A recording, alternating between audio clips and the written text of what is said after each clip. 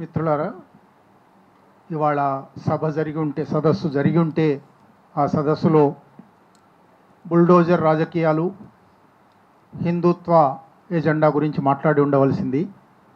ఆ సభ జరగనివ్వలేదని నిరసనగా పెడుతున్న ఈ పత్రికా సమావేశంలో మాట్లాడవలసి వస్తుంది.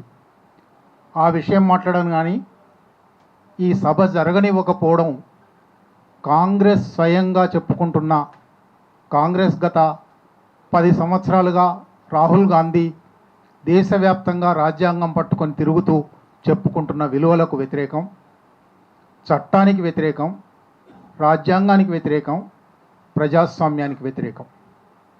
ఎందువల్ల చట్టానికి వ్యతిరేకం అంటే, చట్టంలో ఒక సభకు, ఒక ప్రాంగణం లోపల జరిగే సభకు అనుమతి అవసరం లేదు. బహిరంగ సభకు కూడా అనుమతి అవసరం లేదు. బహిరంగ సభ ట్రాఫిక్ను అడ్డుకుంటుంది కాబట్టి, రాకపోకలకు ఇబ్బంది కలుగుతుంది కాబట్టి, లౌడ్ స్పీకర్లు పెడతారు కనుక చుట్టూ ఉన్న వాళ్ళకి ఇబ్బంది కలుగుతుంది కాబట్టి, ఆ ఇబ్బందిని అరికట్టడానికి, తగ్గించడానికి పోలీసులు చర్యలు తీసుకోవాల్సి ఉంటుంది కాబట్టి పోలీసుల అనుమతి తీసుకోవాల్సి ఉంటుంది. బహిరంగ సభకు, ఊరేగింపుకు ఒక హాలు లోపల అటువంటి ఆంక్షలు లేవు. హాలు అనేది ఆ వ్యక్తికి, ఆ యాజమాన్యానికి సంబంధించినది. ఆ లోపల వాళ్ళు ఎవరైనా ఏ విషయమైనా మాట్లాడుకోవచ్చు. దానికి ఎవరి అనుమతి అవసరం లేదు. దానివల్ల కూడా ట్రాఫిక్ ఇబ్బందులు వస్తాయి అని అనుకుంటే, ఇవన్నీ చట్టంలో ఉన్న విషయాలు, నేనేమి కొత్త విషయాలు చెప్పడం లేదు.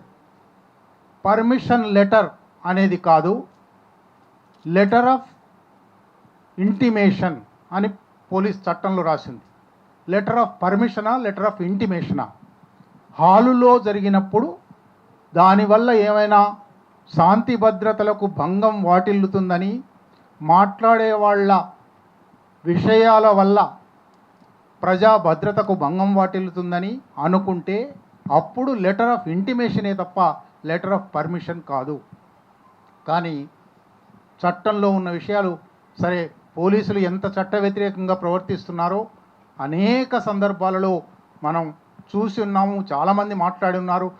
చివరికి నిన్న అలహాబాద్ హైకోర్టు పోలీసులకు చట్టం లేదు అని కూడా అన్నది.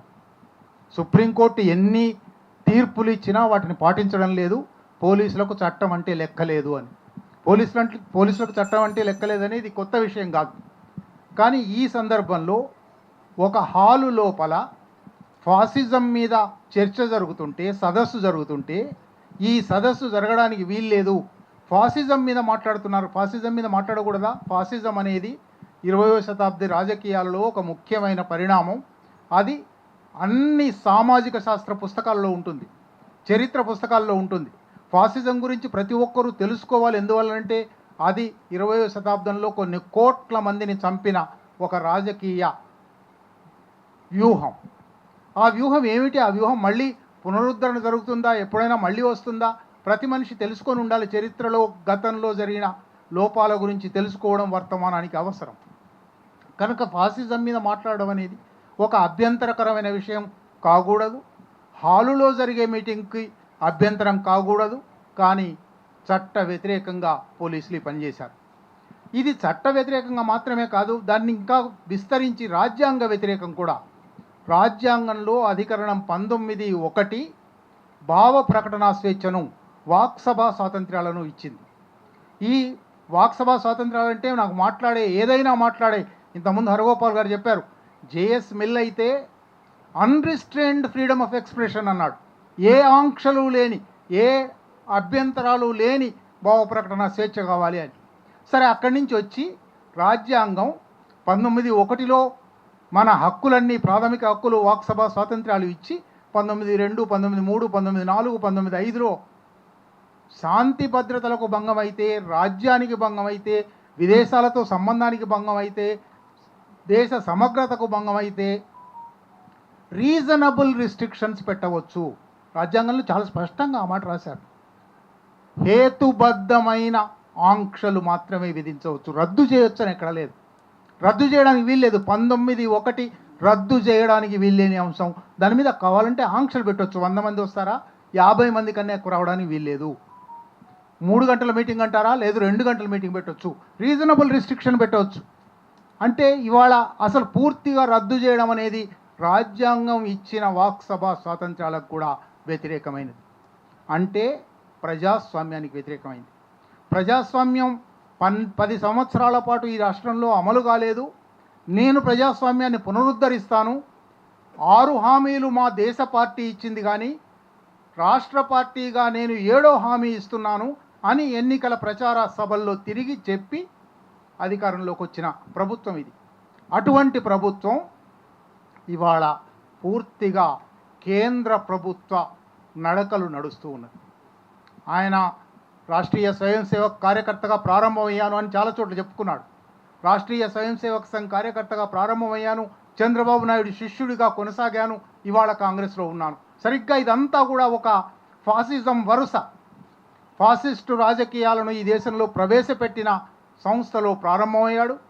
ఫాసిస్టు రాజకీయాలను ప్రపంచ బ్యాంకు రాజకీయాలతో కలిపి రాష్ట్రంలో అతి భయానకమైన హింసాకాండ జరిపిన చంద్రబాబు నాయుడు దగ్గర శిష్యరికం చేశాడు. ఇవాళ ఎన్నికలకు ముందు ఎన్ని మాటలు చెప్పినప్పటికీ ఇవాళ కాంగ్రెస్ చెప్తూ వచ్చిన విషయాలకు కూడా వ్యతిరేకంగా హరగోపాల్ గారు చెప్పారు. 1948లోనే ఈ దేశంలో ఫాసిజం ప్రమాదం ఉంది, దీనికి వ్యతిరేకంగా అందరూ ఏకం కావాలి అని నెహ్రూ అన్నాడు. అక్కడి నుంచి ప్రారంభించి ఇవాళ రాహుల్ గాంధీ దేశవ్యాప్తంగా రాజ్యాంగం పట్టుకొని తిరుగుతున్నాడు, రాజ్యాంగాన్ని పరిరక్షిస్తానంటున్నాడు. రేవంత్ రెడ్డి రాహుల్ గాంధీని అనుసరిస్తున్నాడా లేదా, రాహుల్ గాంధీ చెప్పిన విషయాలకైనా కట్టుబడతాడా లేదా, కాంగ్రెస్కు కట్టుబడతాడా లేదా, ఇవాళ తేలవలసి ఉన్నది. కాంగ్రెస్ అధిష్టానానికి ఈ విషయాలు తెలుసునా? కాంగ్రెస్ అధిష్టానం చర్చల సందర్భంలో వెళ్ళినప్పుడు, మన మిత్రులు వెళ్ళినప్పుడు స్వయంగా మల్లికార్జున ఖర్గే రేవంత్ రెడ్డికి ఏం చెప్తాను, హీజ్ ఎ ఫ్యూడల్ కింగ్ అన్నాడు. సరిగ్గా అది వాళ్ళు అమలవుతూ ఉన్నది. కనుక ఇది మన ఒక్కరి సమస్య మాత్రమే కాదు, ఒకరి సభ ఆగిపోవడం అనే సమస్య కాదు, ఈ రాష్ట్రంలో ప్రజాస్వామ్యానికి సంబంధించిన సమస్య, కాంగ్రెస్ ప్రతిష్టకు సంబంధించిన సమస్య. కాంగ్రెస్ పేరు మీద గెలిచి అధికారంలో ఉన్న వ్యక్తి ఆర్ఎస్ఎస్ పాలన నడుపుతున్నాడు అనే సమస్య. కనుక ఇది ఒక్క స్థాయిలో కాదు, అనేక స్థాయిలో ఆలోచించవలసిన విషయం. ఇది ప్రారంభం కాదు. ఇటువంటి ఘటనలు ఇదివరకు జరిగి ఉంటే ఉండవచ్చు. నిరసన సభలకు కూడా వరంగల్లో కేసీఆర్ పాలనలో ఒక పుస్తకావిష్కరణ సభకే తాళం వేశారు, హాలుకు తాళాలు వేశారు, ప్రెస్ క్లబ్ తాళాలు వేశారు. కనుక ఇవాళ కూడా హాలు యాజమాన్యం మీద తప్పకుండా మనం ఖండించవలసిందే, వాళ్ళ ప్రశ్నించవలసిందే. కానీ దానికన్నా మించి స్థానిక పోలీసులను కూడా నియంత్రిస్తున్న కేంద్ర పోలీసులు, ఇది ఒక పెద్ద వ్యూహం, ఒక పెద్ద విష చక్రం. ఈ చక్రాన్ని నిజానికి ఫాసిజం అని పిలవాలి. ఇవాళ మనం మాట్లాడుకొని ఉంటే, ఇవాళ సదస్సు జరిగి ఉంటే అదే మాట్లాడవలసింది. సదస్సును ఆపడం ద్వారా ఫాసిజమే ఉంది, ఫాసిజం నడుస్తూ ఉంది అని వాళ్ళు రుజువు చేశారు. అంటే బహుశా విప్లవ ప్రజాస్వామిక శక్తుల ముందర పని ఇంకా ఇంకా పెరుగుతూ ఉన్నది. తెలంగాణ కాంగ్రెస్ పాలనలో ఒక ద్వీపంలాగా విడిగా ఉంది అని ఇన్నాళ్ళు చాలామంది భ్రమల్లో ఉన్నారు. లేదు, ఇక్కడ కూడా ఆర్ఎస్ఎస్ పాలనే నడుస్తుంది, సంఘ్ పరివార్ పాలనే నడుస్తుంది అని ఇది ఒక ఉదాహరణ. ఇప్పటికైనా మేలుకొని దీన్ని ప్రతిఘటించకపోతే, దీన్ని ఖండించకపోతే, దీన్ని అనేక రూపాలలో ప్రతిఘటనను వ్యక్తీకరించకపోతే, కలిసి వచ్చే శక్తులన్నింటినీ కలుపుకోకపోతే ఇది హిట్లర్ పాలనకు దారితీస్తుంది. ఆయన స్వయంగా అన్నాడు, హిట్లర్ నాకు స్ఫూర్తి అని. స్వయంగా నరేంద్ర మోడీ వేదిక మీద అన్నాడు, మాతో గలువు అని. ఈ సూచనలన్నీ ఉన్నాయి. ఆ సూచనలకు ప్రతిఫలనమే ఇవాళ ఈ మీటింగును ఆపేయడం.